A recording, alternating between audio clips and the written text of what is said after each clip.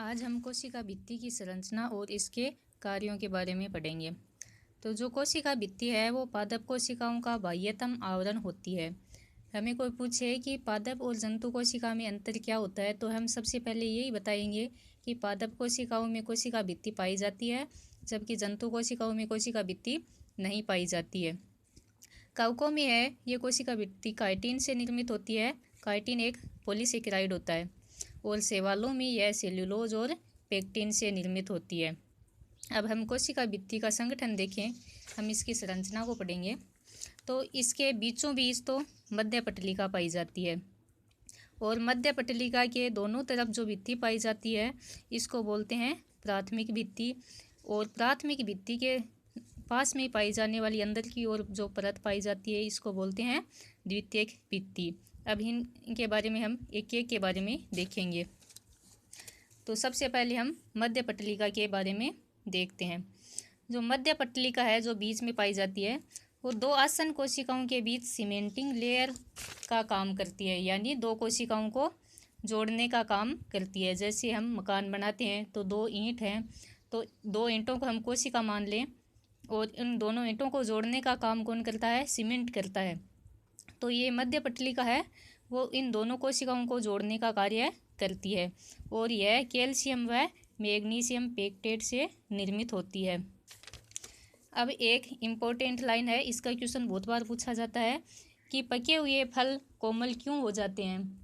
हमें पता है कि हम बाज़ार से कैरी लाते हैं तो वो कठोर होती है, लेकिन कुछ समय वह पकने के बाद में नरम हो जाती है। इसका कारण क्या होता है कि इसके बीच की जो मध्य पटलिका की परत है वो घुल जाती है।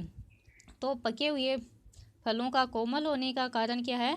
मध्य पटलिका का घुल जाना। इसके बाद में हम देखते हैं प्राथमिक भित्ति। तो मध्य पटलिका के दोनों तरफ स्थित भित्ति को प्राथमिक भित्ति कहते हैं। यह सेल्यूलोज, हेमीसेल्यूलोज और पेक्टिन से निर्मित होती है। प्राथमिक भित्ति है वो पतली परत होती है, लचीली होती है और कोमल होती है। इसमें वृद्धि और विस्तारण की क्षमता पाई जाती है। प्राथमिक भित्ति के बाद में आती है द्वितीयक भित्ति। प्राथमिक भित्ति के अंदर की ओर स्थित भित्ति द्वितीयक भित्ति होती है। यह एक मोटी परत होती है जो स्वयं 3 परतों से निर्मित होती है, S1, S2, S3। इसको हम ऐसे भी बोल सकते हैं बाहरी, मध्यम और आंतरिक परत। और यह मोटी परत होती है क्योंकि इसमें लिग्निन, सुबेरिन आदि जमा हो जाते हैं, इस कारण से यह अप्रत्यास्थ होती है, जबकि जो प्राथमिक भित्ति है वो प्रत्यास्थ होती है। विभज्योतक कोशिकाओं में अनुपस्थित होते हैं, यानी जो द्वितीयक भित्ति है वो विभज्योतक कोशिका यानी मेरिस्टेमेटिक कोशिकाएं होती हैं जो पादप और पादप के शीर्ष भाग में पाई जाती है। उन कोशिकाओं में यह अनुपस्थित होती है, और यह सेल्यूलोज, हेमीसेल्यूलोज और लिग्निन से निर्मित होती है। इसके बाद में है तृतीयक भित्ति। तृतीयक भित्ति है वो बहुत ही कम देखने को मिलती है। सामान्यतः मध्य पटलिका, प्राथमिक भित्ति और द्वितीयक भित्ति देखने को पाई जाती है। यह तो एक तो जिम्नोस्पर्म पादप है उनकी जाइलम वाहिनिकाओं में पाई जाती है, और यह हेमीसेल्यूलोज और जाइलिन से निर्मित होती है। अब हम कोशिका भित्ति की पैरासंरचना देखें तो यह 2 भागों से बना होता है। एक तो होता है तंतुक, दूसरा भाग होता है मैट्रिक्स। मैट्रिक्स जो तरल भाग होता है वो मैट्रिक्स कहलाता है, और तंतुक के बारे में हम देखते हैं। एक तंतु का हम अध्ययन करें तो एक वृत्त तंतु है वो 250 लघु तंतुकों से मिलकर बना होता है, और एक लघु तंतु के बारे में देखें तो वह 20 मिसेल से निर्भर बना होता है, और एक मिसेल है वो 100 सेल्यूलोज श्रृंखलाओं से बनी होती है, और एक सेल्यूलोज श्रृंखला है वो 3000 से लेकर 6000 ग्लूकोज इकाइयों के आपस में बीटा 1,4 लिंकेज के जुड़ने से बनती है। ये हो गया तंतुक। और मैट्रिक्स हमने बताया कि जो तरल भाग पाया जाता है उसको मैट्रिक्स बोलते हैं। तो प्राथमिक और द्वितीयक भित्ति के बीच में अक्रिस्टलीय और जेल समान आधारीय माध्यम जिसमें जल, ग्लाइकोप्रोटीन, पेक्टिन, हेमीसेल्यूलोज आदि पाए जाते हैं वो भाग मैट्रिक्स कहलाता है। अब हम कोशिका भित्ति की वृद्धि देखते हैं कि कोशिका भित्ति में वृद्धि किस प्रकार से होती है। तो कोशिका भित्ति की वृद्धि है वो दो प्रकार से होती है। पहली विधि तो है कणादान विधि और दूसरी विधि है स्तरादान विधि। कणादान विधि में क्या होता है कि जो तंतुक पाए जाते हैं इनके बीच बीच में पदार्थों का जमाव है वो कणों के रूप में होता है, और स्तरादान विधि में पदार्थों का जमाव स्तरों के रूप में होता है। अब अपना एक पॉइंट है इनमें गर्त। गर्त क्या होते हैं कि कोशिका भित्ति के ऊपर लिग्निन पाया जाता है।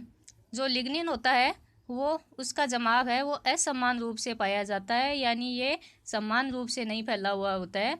इसमें कुछ स्थानों पर लिग्निन नहीं पाया जाता है, उन स्थानों को क्या बोलते हैं, गर्त बोलते हैं।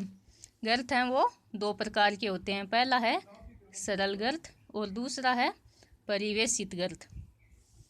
अब सरल गर्त देखें तो सरल गर्त में क्या होता है कि व्यास संपूर्ण लंबाई में एक समान होता है। ये हमने सरल गर्त देख रहे हैं, इसका व्यास यहाँ भी समान है और यहाँ भी समान है।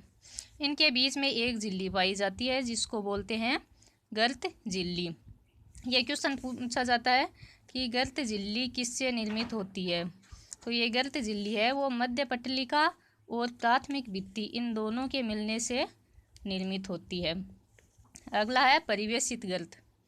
तो परिवेशित गर्त है इनका व्यास संपूर्ण लंबाई में एक समान नहीं होता है। यहाँ पे देख रहे हैं यहाँ पे व्यास ज़्यादा है, यहाँ पे कम है, और इसके जो गर्त झिल्ली है वो बीच में से फूल जाती है क्योंकि इसके ऊपर सुबेरिन का जमाव हो जाता है। इस संरचना को बोलते हैं टोरस। ये टोरस है वो दोनों कोशिकाओं के बीच में वाल्व का काम करता है। तो ये क्वेश्चन पूछा जाता है कि टोरस पर किसका जमाव होता है, तो सुबेरिन का जमाव पाया जाता है। इसमें एक पॉइंट है प्लाज्मोडेस्माटा। ये जो प्लाज्मोडेस्माटा है ये पादप कोशिकाओं में पाए जाते हैं जबकि जंतु कोशिकाओं में नहीं पाए जाते। ये हमने अंतर में पहले देखा था। तो जो गर्त हैं इन गर्तों के भीतर ये प्लाज्मोडेस्माटा पाए जाते हैं और दो कोशिकाओं में जो जीव द्रव्य है उनका आदान प्रदान इन प्लाज्मोडेस्माटा के द्वारा किया जाता है। अब हम कोशिका भित्ति के कार्य देखें तो कोशिका भित्ति का मुख्य काम होता है पादप को सुरक्षा प्रदान करना, और इसका अगला कार्य होता है पादप को निश्चित आकृति प्रदान करना।